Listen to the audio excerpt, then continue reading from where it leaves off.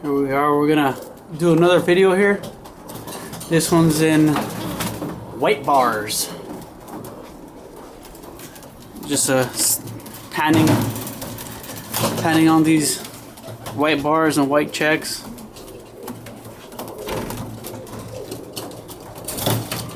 Little youngsters here.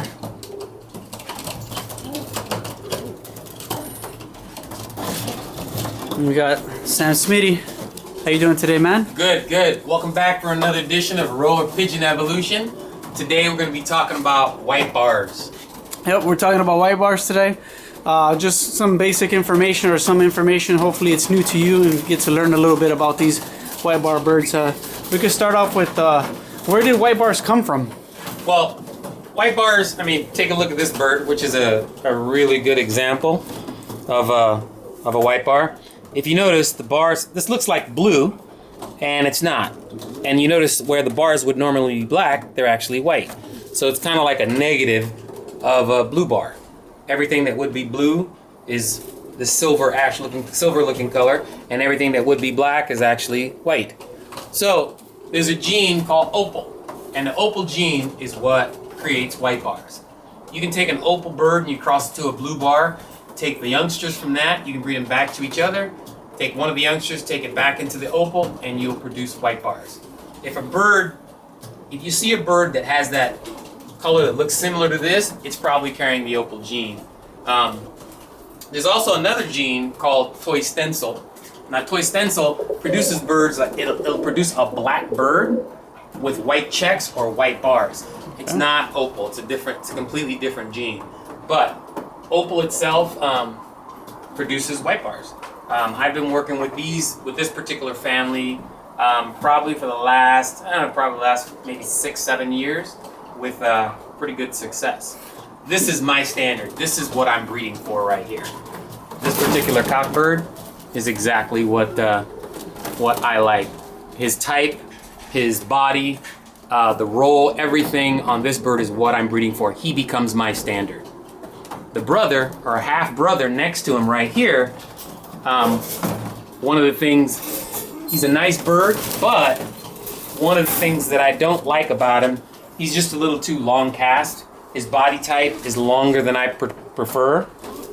If you look at him compared to the brother, you see the differences. He's a longer cast bird, so eventually he will go away. Now, when you look at the hens, you come back here, and this little hen right here, one thing I don't like about her is she's got a little cream in her bars. So it's a little smut or dirty color to it. So this little bird I'll keep for one reason, because I like the type. If you look at the head on this bird, very small. The body itself, very small, compact, good spinner in the air. That's what I'm breeding for as far as hens goes. Okay. The other thing, if you look at these birds right here, they're checkers, but where the black would be in their checker, it's actually white. Same gene, it's opal that produces these. Now, if you take a quick look at these birds on the bottom, okay, and you look at their necks, you see that gold sheen around their necks? Yep. There's a reason they have that gold sheen around their neck. If you look up at the top row, and you notice none of them have that. The reason is those birds on the bottom, they also carry another gene.